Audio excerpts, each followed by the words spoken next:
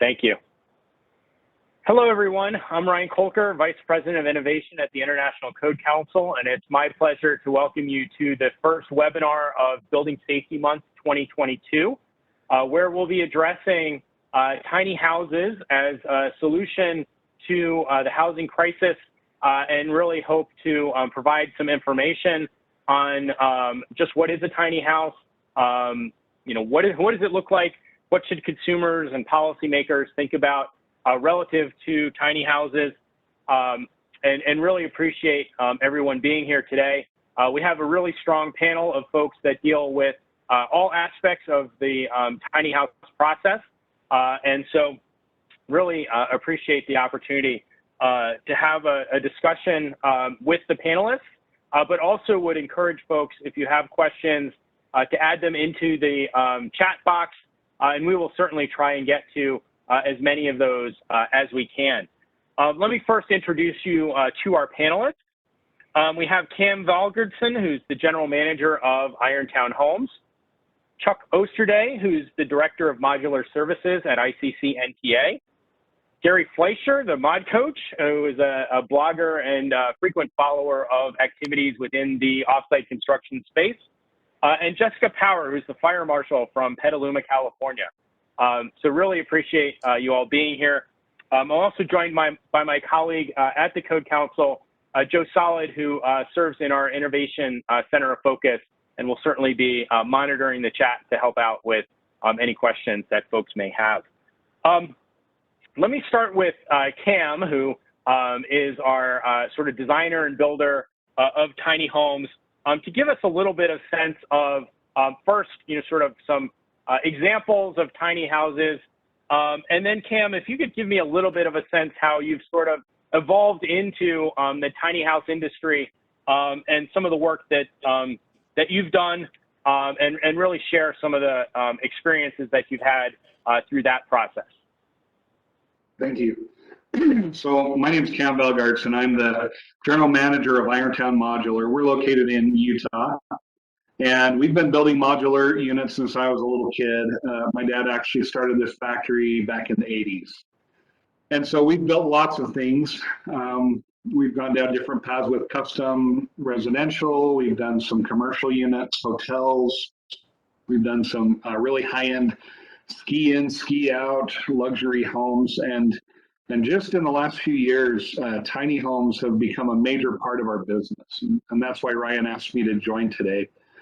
So our factory is I would say the leading factory in the Western US for accessory dwelling units or for tiny homes. They're single standalone homes. And what I mean by that is a tiny home can be several different definitions. So Ryan, the slideshow that you've got here shows a home that we've built. This is a single module with a small module for mechanical rooms or mechanical equipment. But that's out in the woods. That's in Texas, out in the fields, and it's kind of a resort getaway for a family to use to get away from it all. There's some others as well. Maybe if I could share my screen real quick. I don't know if I need permission to do that. Let's see. Okay, so just real quickly, I want to share what it's not. Okay, so this is not a tiny home that we're talking about today. These are something built by some hillbillies somewhere. But tiny homes can be referred to as something like that. Also, something that is drug out of the woods that maybe was built in the 60s. Sometimes people call those tiny homes. We're talking about new construction, something people aren't going to want. So these are some tiny homes that were built. They're out there on the web that are actually on wheels. If you can see these wheels, these are built and called tiny homes. What we're actually talking about is more, and I'll turn the camera back over to you, Joe. Let's see, stop sharing. Not sure how to stop sharing.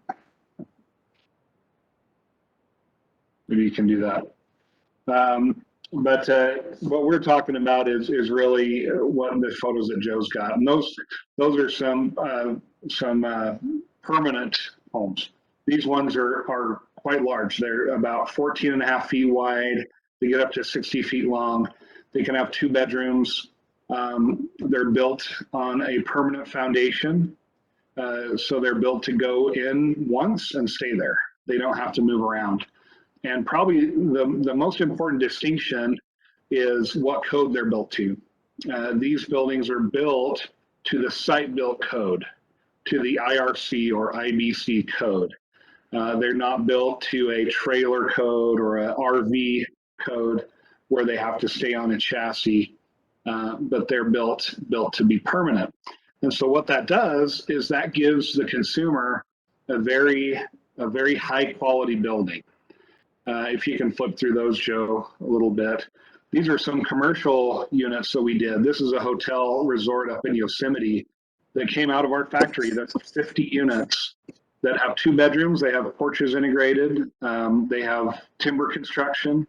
They've got fireproof exteriors because they're in this very high fire area in the Sierra Nevadas. And they're year round. They meet energy codes prescribed by ICC.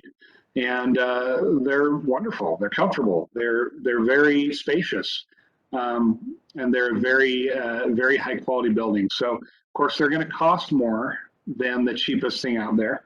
If you're just looking for shelter, there's some low cost options, but that's not what we're talking about. That I'm talking about today. I'm talking about some permanent buildings that are small. These are a few photos of some products that we have and we offer. That's a full kitchen. It's a full living room. It's got some big windows there for some views for enjoyment. We have real cedar on our ceilings and walls in both of these photos.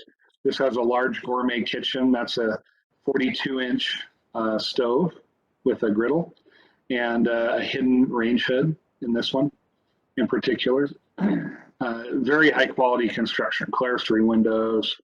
If you can flip through there a little more, you can see very modern finishes. A lot of the stuff that's coming out of our shop is very modern. We have some very nice backlit cabinetry and very sleek designs, sleek appliances.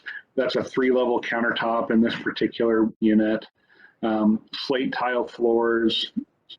Very nice stuff. So what we're talking about when we talk about a tiny home is really a pretty broad category, and it can be considered in very different ways. So that's what we do, Ryan. Great, thanks so much, Cam. And you did mention the importance of definition. So I'd first like to sort of ask all of the panelists, sort of what's your definition of tiny houses?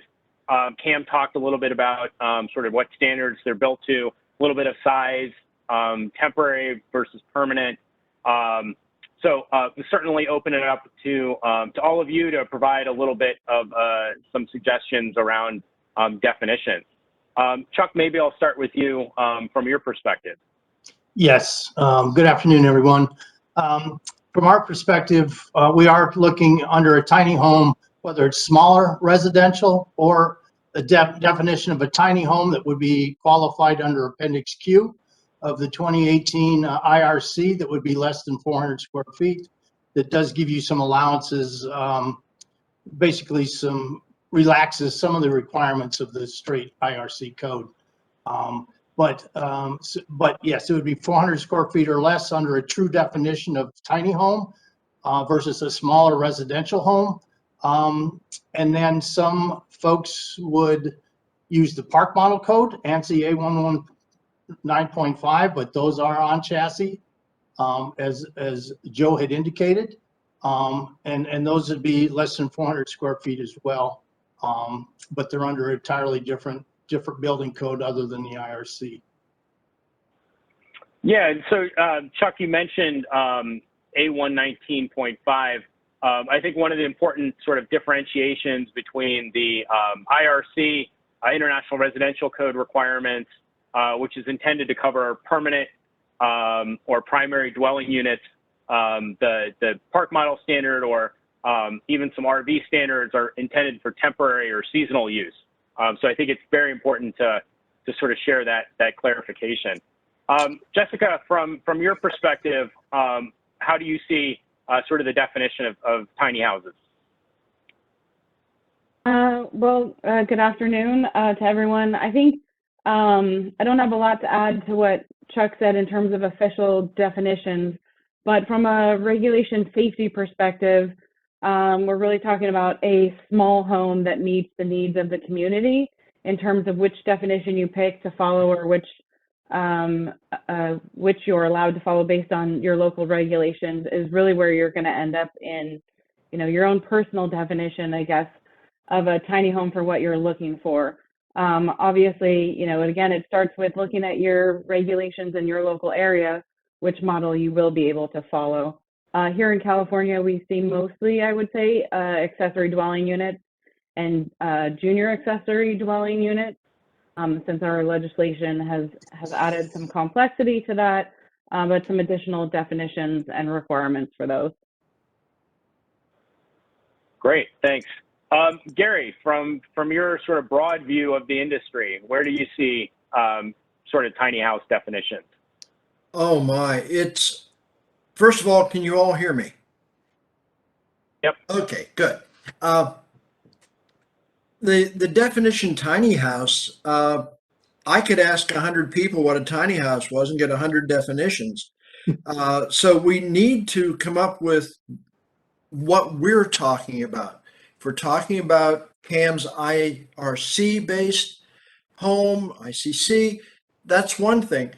But the general consensus is that a tiny house is just a tiny house, and it's whatever the people seem to be looking at the moment, which is rather a strange thing, because if I say I'm going to go look at a home, immediately in your mind, you're thinking a single family home on a street. But when you say tiny house, 100 different things come to mind. So I think the biggest thing we have to do, and the general public has to realize, is that there has to be a real definition of what a tiny house is. And I like the ADU side of it. I really do. I personally can't imagine me living in 160 square feet. That doesn't do anything for me. But an ADU, now that fascinates me. So I think we have to come up with a definition that people think of when you say tiny house, that their mind just doesn't go all over the place. Well, I saw one on wheels. I saw one on a foundation. I saw a yurt. Is that a tiny house? So I think there's a real need to define what we're talking about first and then convey that to the general public. Great. So Cam, looks like you have something to add. Yeah, I was just maybe I can be helpful on this definition comment that Gary had. We're always having to define tiny home to our clients, to regulators, to everybody we come in contact with. And Gary's right. An ADU is a planning term that's used in a planning environment for zoning and regulation, but it's not really a code term. Tiny home has just recently become a code term. Chuck, if I'm speaking out of turn, correct me. But it's from that Appendix Q in 2018 code. It actually got treated, but it only is under a certain footage, 400 feet, I believe. And we built 500 foot, 600 foot tiny homes. So the way we describe it is we say, listen, if the home that we're going to build is an IRC home and it falls under the IRC code, which is the site built code, and where you put it really is super, super important, because if it's going in a park, an RV park, it really can't be an IRC code unit. It's designed to go on a permanent foundation. If it's going in a backyard, it's got to be an IRC unit that is permanent, because you can't put it back there if it's on wheels. And so it's not just a simple one size fits all deal. We have to make sure we understand where it's going, and the use before we can attack what kind of code applies and what kind of name we can use. Yeah, so I think that brings up a really good point for consumers or policymakers on the call is, really understanding sort of what are they actually trying to get towards. Is it a permanent residence that, is an ADU? And maybe in that case, the IRC with, Appendix Q should be the pathway to do that. If it's meant to be, sort of a temporary recreational vehicle, then maybe the, park model standard is the right standard. But I think really, sort of setting out initially, sort of what is the intent that, consumers and policymakers are trying to achieve out of advancing tiny houses. Any other sort of points around definitions that folks would touch on? Okay. So why don't we take a second and maybe walk through sort of the tiny house process. So Cam, I'm going to start with you to sort of talk about, a consumer comes to you and wants a tiny house. Sort of where do you start? How does it make its way through your process? And then I'll turn to Chuck as sort of the regulatory / inspection process of sort of what occurs, in the factory to assure that, standards are being met. And then I'll turn it over to Jessica as, sort of the local representative of, tiny house shows up in your community, sort of what your sort of role in that process is. So Cam, if you want to get us started. Thank you. So when someone comes, we're a factory, just to clarify, we're a factory. And if we're selling to a client, I just had one that came in 30 minutes ago, right before this presentation. And a customer comes in and says, okay, I want a tiny home. The first question I say is, where's it going? For the reasons we just discussed. Once we establish that we can build it, it's going to be permanent, it's going to be located in an area that can accept our type of building. At that point, we take a deposit and we begin pre-construction services. Now, the pre-construction is just as important as the construction. It's very important that design is done correctly, that plans are approved by a state and a local. Okay, when you're dealing with an off-site construction, there's generally 2 plan reviews of the project. One is at the state level for the modular portion, one is at the local level for the site portion. And so that's important to know. There's a little more time required for that. But we'll assess all of these needs for the client, where they are at, what jurisdictions are involved. And then we go to an NTA. When we've drawn the plans, we get an engineer involved, we draw a full plan package, and they go to NTA who does a plan review. They're a third party that is approved by, you're probably in most states, aren't you, Chuck? Yes. Not all. And they represent those states in the modular world. They say, okay, California's approved us to inspect for them and plan check for them. So once the plans are done, NTA's approved them, at that point, we can build. And so we'll put it on the factory floor and run it through. While the unit is in the factory, there are inspections that occur.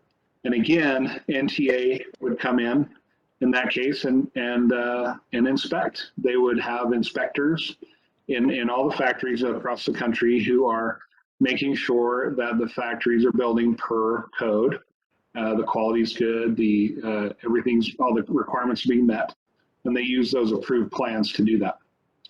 Once the building is out of the factory and ready for delivery, it's affixed with an insignia.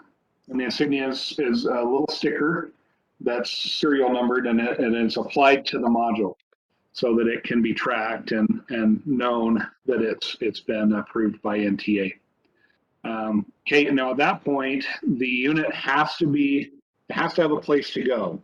So while that whole factory process is going, there's a parallel process going on the local side with the local municipality, with a general contractor who's going to have to get a foundation put together. They're going to have to run utilities to it and prepare for us. And then that's when factory and the local come together, and the unit is placed on the foundation. And there's some additional work there to connect it, connect the pipes, connect the wires. The structure has to be tied down to the foundation with nails and bolts and screws and clips and all kinds of fun things for the structural engineer. And then the city approves it. The city will come through and give you a final certificate of occupancy, exactly like a site-built home. So that's the process. Pretty similar to a site-built home, but there is this off-site state process that's included. And just one more thing to add to that, there is a financing side that's very critical. These units can be paid for with cash, which is our preferred method always. Cash is always the most desirable unit of payment. But construction loans can be used. Cash out refinances can be used. Also, a home equity line of credit can be used to finance the home. So there's various options for that. In the case of a non-permanent tiny home, such as an RV code, the ANSI 119.5 code that Chuck referred to earlier, those are financed as an RV. They're financed with monthly payments, and they can be insured and financed just like an RV would be. So there's lots of options. Now I'll say this: we need more creativity in the financing sector. As interest rates go up, that's going to make life difficult for refinances, for HELOCs. So we need more creativity on that side of things to keep the momentum going and to keep providing units for the housing crisis. But right now, there's several options for a consumer to get into a tiny home. Great, thanks, Cam. Chuck, Cam mentioned the role of NTA and third-party plan review and inspection. Maybe a little bit from your perspective as far as how organizations like NTA are involved in that process. Sure, thank you. One of the things with factory-built off-site construction is you have closed construction, and that throws you into the state modular programs to where, since it's not available for inspection locally, it has to be done at the factory. And that's where we come in. As Cam indicated, we receive the plans that he talked about. We go through them for state code requirements, which include plumbing, electrical, general planning, energy, and all the disciplines of the code groups. We also look at look at state amendments to that code. And in California, while under HCD, we are not responsible for local codes. We certainly include those if specified through the local jurisdiction. We will look at those at local levels. But strictly speaking, we are at the state level and state amendments. Once those plans are approved, we do approve them with the applicable approval stamp and either file them with the state, or in some cases, our approval based on the state is all that's necessary. And at most, we would file a file set with the state.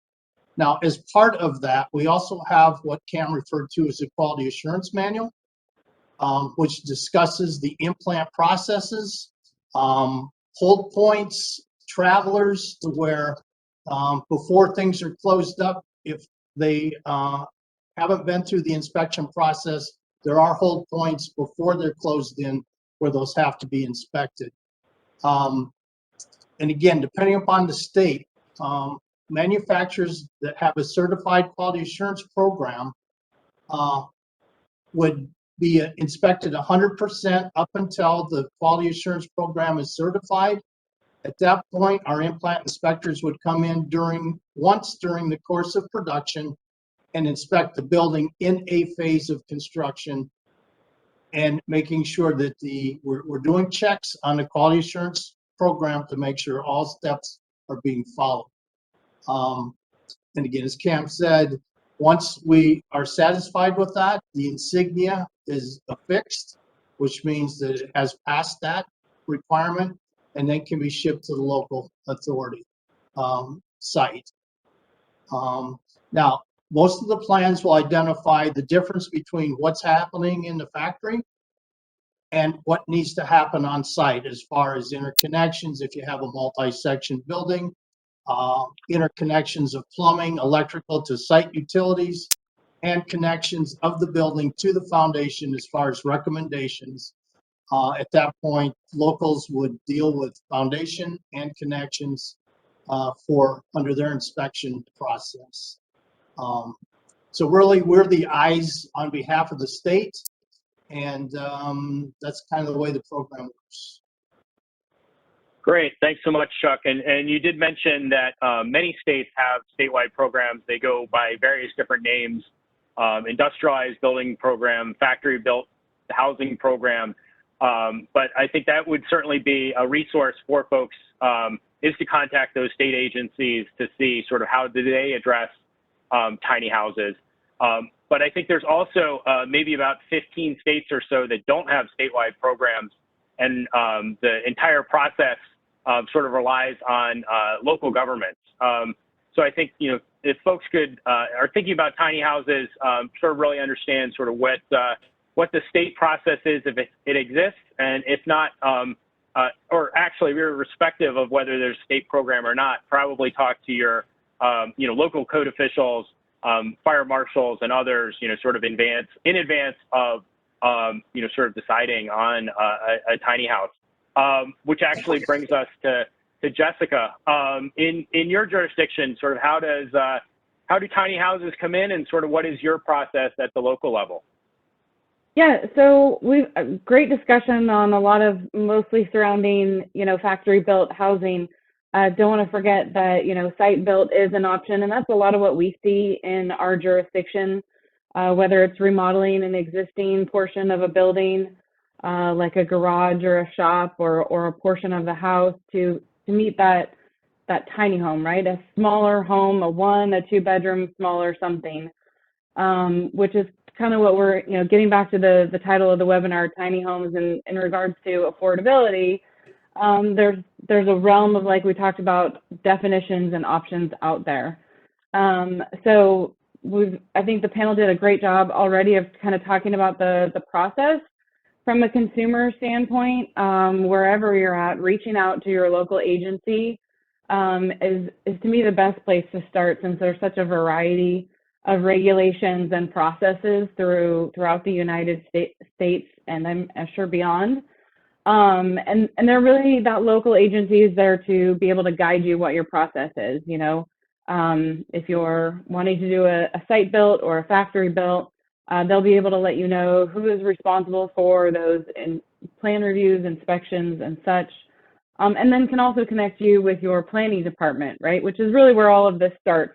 What are they going to allow for the zoning in that particular area? And then it will help guide your conversation, that when you get to the point of talking with CAM, you'll be able to say, hey, CAM, this is what I am allowed to do. This is what I want to do.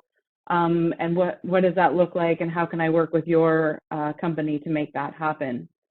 I want to shift a little bit from my part of the conversation, because I feel like we talked a lot about the regulation and how to make it all work. And talk a little bit about what we're looking at in terms of the fire department, specifically in the fire marshal's office. We're looking at the safety aspect of it, right? Whether it's an RV type structure, site built or factory built, to remain on site as a permanent structure, we're looking at that for really 2 portions, right?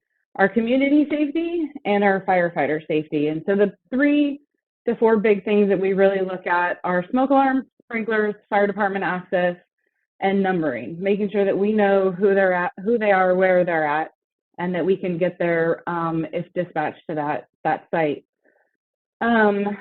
So we'll start with fire department access. That's a really big portion of the conversation for us as the fire department, making sure that our crews can get there, especially in California, much of the West, and now as we're seeing throughout the nation in regards to wildfire, right? If we don't know where something is and we can't get there to assist, then the situation, could become dire, and we want to obviously make sure to prevent that, to be able to protect our community, but also to not put our firefighters in a bad situation. Then obviously the numbering is a pretty basic, right? We need to know the street and the address. So if somebody calls our dispatch, they can tell us where to go, and we can find them.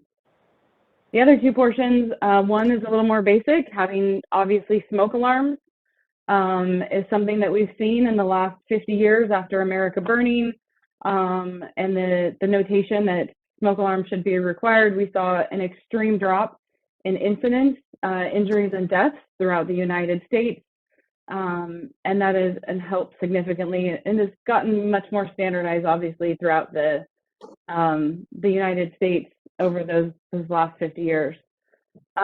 Sprinklers, not nearly as much, but is a vital portion of protecting our community and our firefighters.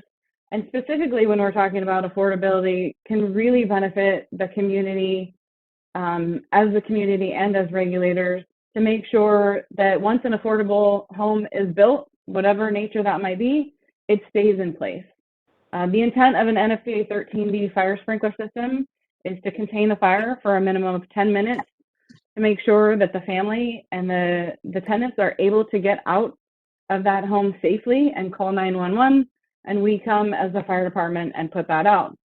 But what we see in reality is often one sprinkler extinguishes the fire, we come assist the family with some cleanup, and they're able to stay in a portion of the home while the repairs are done. On the converse, a non-sprinklered home, often we see an entire loss of the house. And not just the house, but all of their personal items, their belongings, their family history. So if we're talking again about making sure that we have affordable housing options in place for our communities, providing a sprinkler system, whether that's required or not, is really the best way to go about protecting that affordable home. Great. Thanks, Jessica. I really appreciate that perspective. Cam, you maybe had some additional thoughts that you wanted to add to the discussion. Yeah, so there was a comment, Jessica actually made it about how to get one, how to get a house. And like I said, it's enough of a complex answer that you really need to rely on someone who knows what they're talking about. So we're a factory, and we're uncommon in that we do sell to the public. Most factories do not. They're usually our providers in the areas or dealers in the areas that will actually do a lot of that work for you. In California in particular, the state has passed a pretty expansive housing package. And a big part of that was ADUs and allowing ADUs or tiny homes to be in people's yards where a lot of the locals just weren't allowing them. And they did this because of housing affordability, access, availability. That's why California's taken that big, drastic step.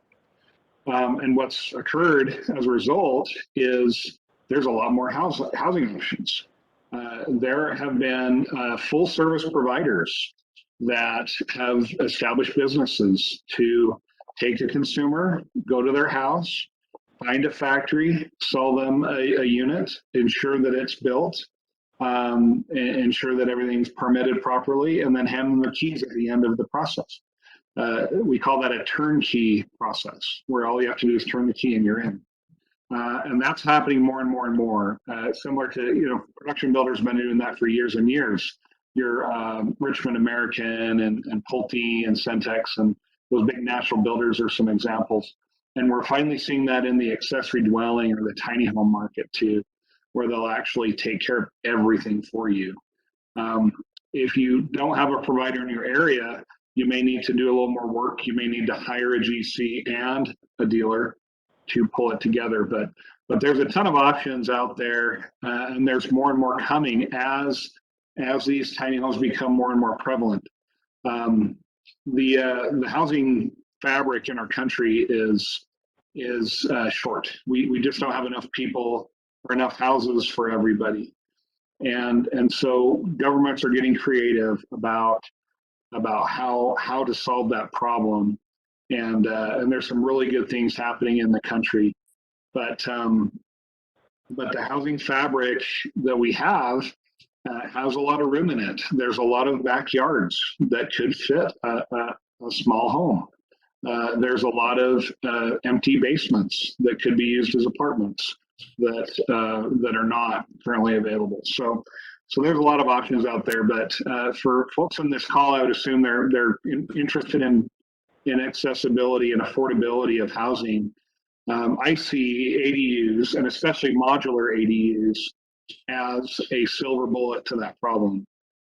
And the reason is because a lot of the reasons why there's not housing in certain areas is because there's no trade base. Materials are too high. Contractors are difficult to get.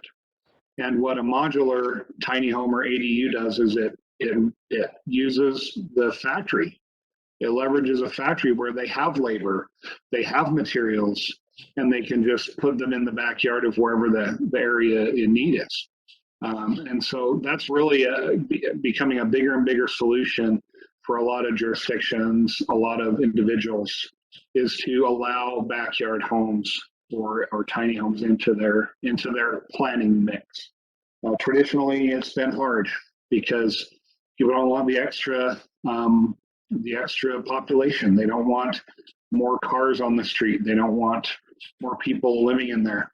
But the reality of it is a lot of those homes have just mom and dad. The kids are gone, and you're not really going to add a lot of congestion to those neighborhoods. That's where there's a lot of potential to add to the housing stock.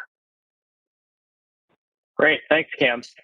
So Gary, we've gone through sort of the process of a tiny home from sort of very inception, with a customer, sort of looking for, sort of a solution.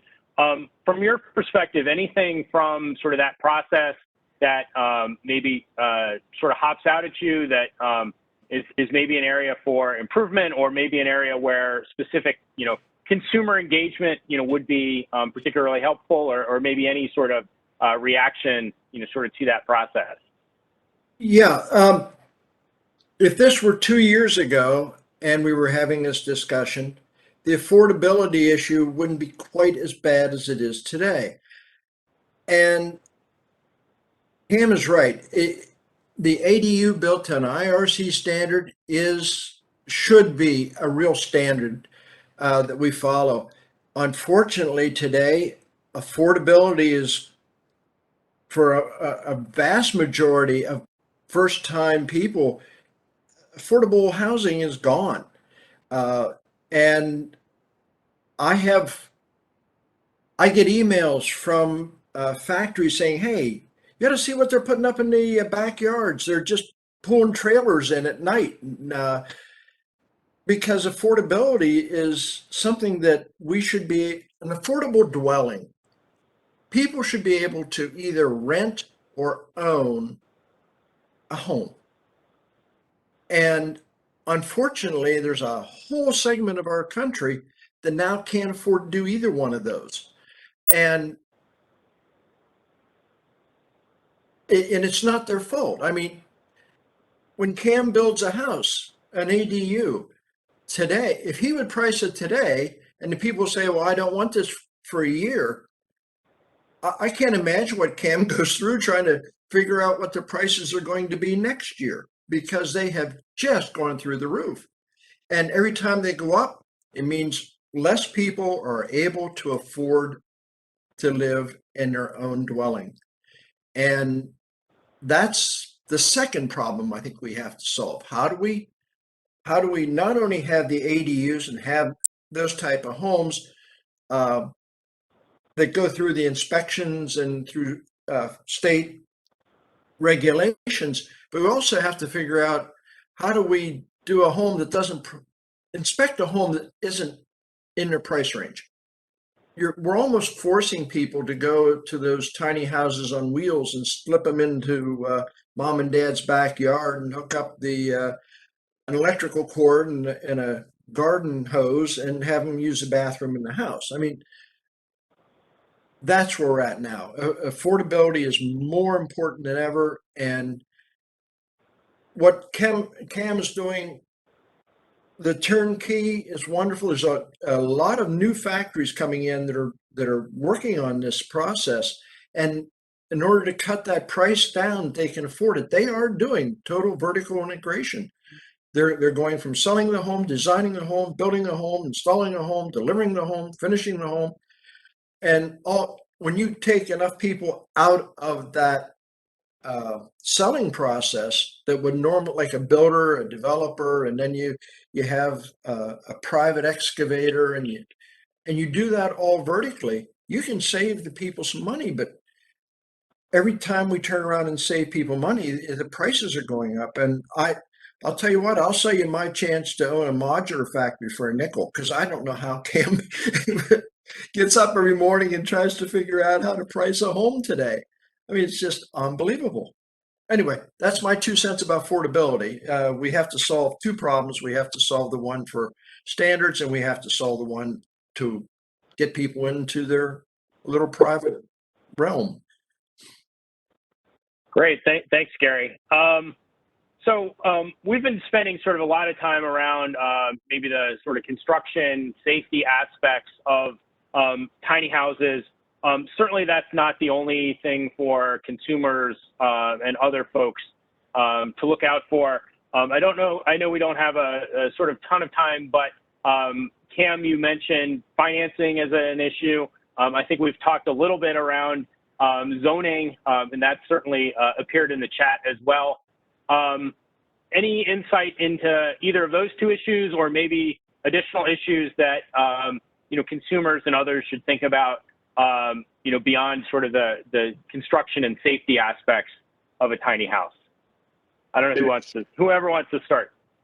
Good question, Ryan. So I just posted 2 articles, and I want to talk about something that's really wonderful that is happening. I'm sure there's a lot of folks on this call who are saying, this is great, but I can't because my zoning doesn't allow it, my planning codes don't allow it, my local municipality just isn't set up.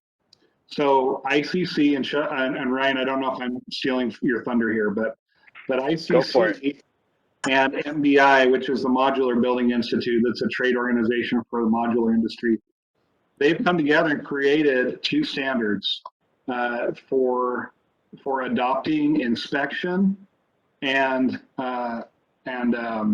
planning ordinances for ADUs, off-site construction in general, but ADUs as well.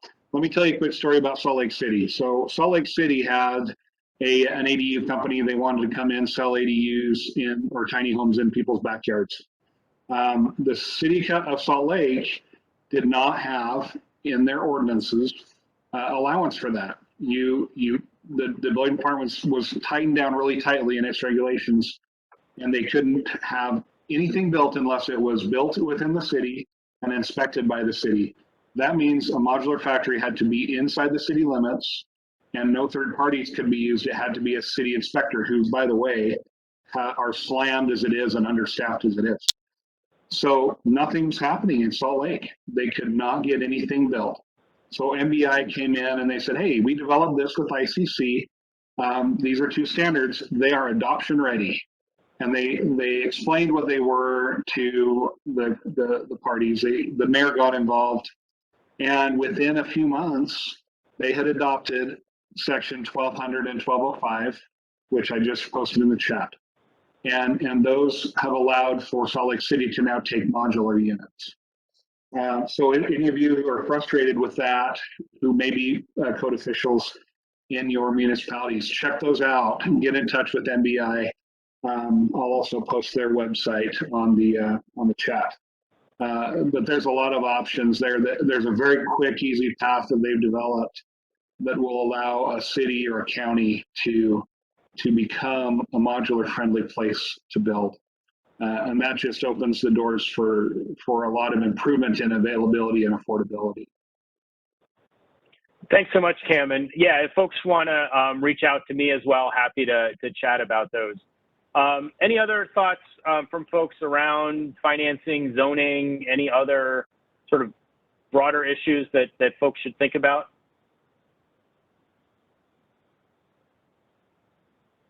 Okay.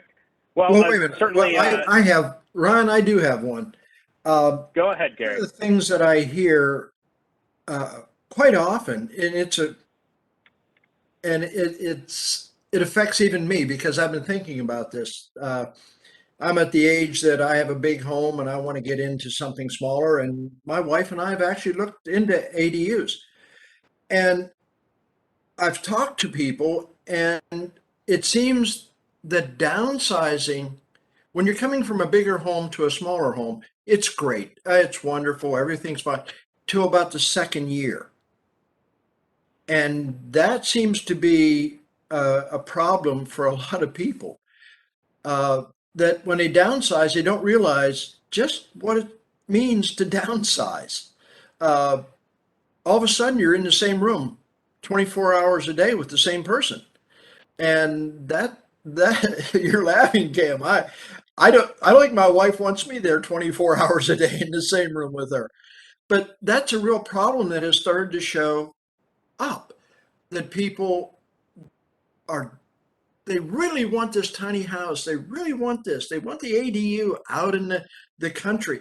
And then after about 2 years, 400 square feet feels like about 10.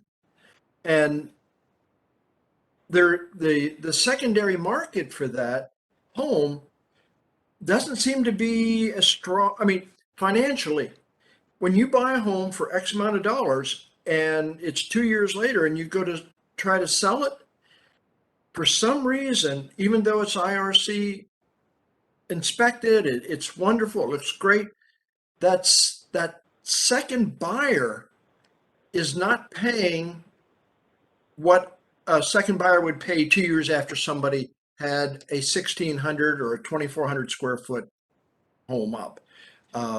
So that's one thing you have to be careful of, the realization that they are tiny. Yeah, Gary, Thanks, Gary.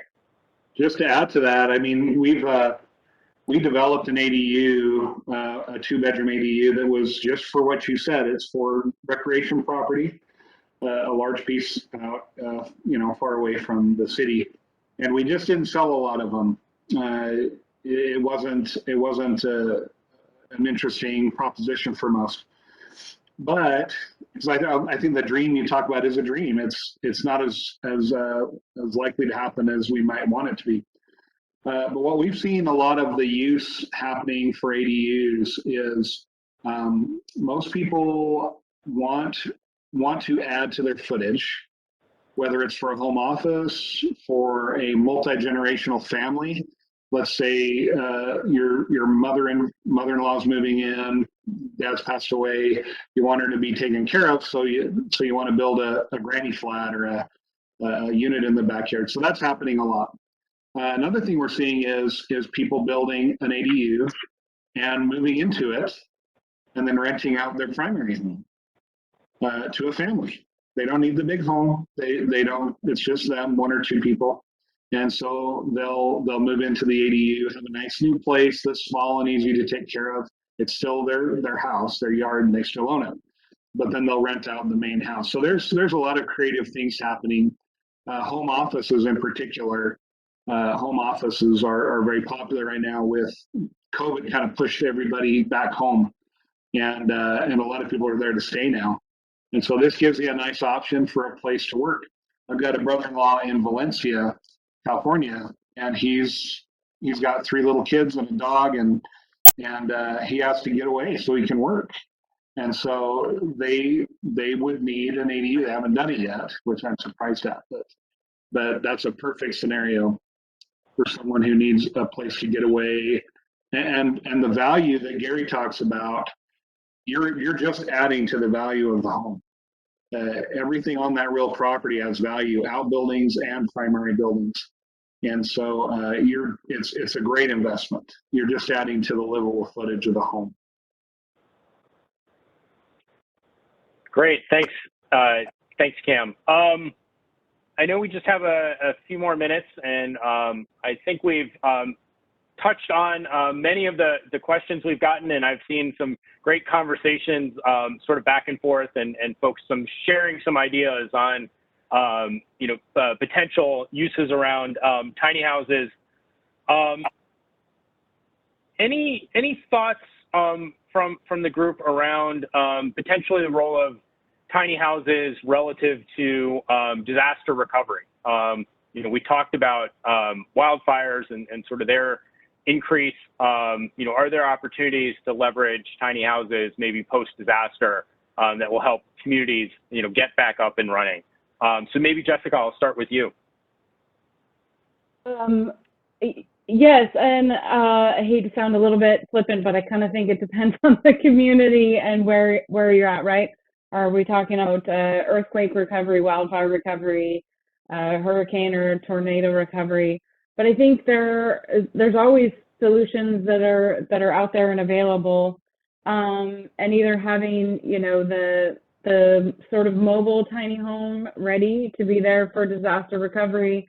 You see that in some of our legislation and codes for emergency housing, or some other, similar option available for your community. Having that thought out beforehand is often what our emergency operations center staff are already doing, having some plans in place for not just immediate emergency housing after a disaster, but some long-term solutions. I think one of the challenges we've seen here in California more intensely over the last several years, and probably something that I imagine many other states have dealt with in regards to tornadoes and hurricanes more frequently, is not knowing where to put that and when to put that in terms of staging prior to the emergency. It's so hard, not hard to predict what could happen, but exactly when and where something will happen. That's sort of the nature of an emergency. I know our city in particular has talked about it. We actually became sort of the emergency housing for quite a long time after the Tubbs fire in 2017 here in Sonoma County. So again, going back to the local governments, county governments, and state agencies working together to have a plan for your short-term and long-term emergency housing is really what it's all about. Great. Cam, go ahead. Just to add to emergency housing, right now to order a new unit, you have to get in line. We have a 2-year backlog in our factory, and most factories are the same. And so a lot of emergency housing really needs to be pre-built and staged, and that doesn't lend itself to permanent buildings. So there's an industry for that. They're all going to be your RV code, temporary, and then the big challenge I just said is trying to get them out of that temporary stuff, the urgent, into rebuild housing. Rebuild housings has another load of challenges. So there's been tremendous wildfires in California, and we're in Utah. We're just one state away. So we're often getting calls. We're watching these areas, and what's happening every time is it's very difficult for a rebuild to occur. City of Malibu is a great example. They had a wildfire that tore through an area of town that was a very nice area, and it burned a bunch of homes down. It took 3 years for our customer to get his home approved, and he was on the fast track. By the time he got it designed, approved, and built, it took 3 years. And so there's a lot of things in the way, and I think we could talk about that for a whole seminar. But rebuilds are a tough nut to crack. A lot of people get their homes built. They were underinsured. They don't have enough money to replace them. So there's a lot of challenges there that I don't think we'll solve today. But I did want to mention one other thing. So as the code officials on this call are looking at these options as part of their housing fabric in their communities, one thing that I've seen that works against the ADU and the tiny home, using those as an option, is when you treat them like a new home from an impact standpoint, impact fee, and from a parking standpoint and the utilities. Many well-meaning municipalities have said, we're going to allow ADUs. It's going to be part of our progress. Good job, us. We're helping out. And then they levy these impact fees on, and they levy parking requirements and utility connections that have to be independent of the home. And what that does is it effectively takes away what you've just tried to do. It makes it too hard to build. Impact fees are just really, really high for a home, for a primary home, and to put on an accessory dwelling makes it unaffordable. So what I've seen work really well is in California again, Jessica's hometown there. They have done a wonderful job in their package to say, hey, listen, if we really want to do this, we can't better the progress by charging a lot. So we're just going to charge normal plan approval fees. We're going to allow connections to the existing utilities through the home. They might need a panel upgrade, but that's fine. They can still use it. And then they have not required additional off-street parking. And that makes it an affordable choice. So those are a few things to watch out for as you're adopting and adjusting your zoning and your ordinances. It's really important that that happens. You were talking Great. about, Thanks, Kim. you're talking about Go ahead, emergencies. One of the things that is important to realize when you have a disaster, you just can't rebuild your house. I mean, total infrastructure is destroyed. Streets are destroyed. And Cam said it took 3 years for that person to get their home. I'd be willing to bet about 1.5 years of that was just getting the infrastructure back in and checked out. So using ADUs for after disaster is not an immediate thing. That's where FEMA comes in, and they don't put up the temporary houses where the people had their first home because there's no water and sewer a lot of times. So they put them up in villages. A disaster is more than just a disaster for the area. It's a disaster for the people and getting them back on their feet. And we're not, I don't know any industry that's prepared for a disaster that wipes out a town like Sandy. Hurricane Sandy wiped out entire cities in New Jersey. They're still rebuilding part of that after Sandy. So the emergency side of tiny houses, I think that's always going to remain with FEMA. So I think that's yeah, Jessica, just a second. Yeah, go ahead.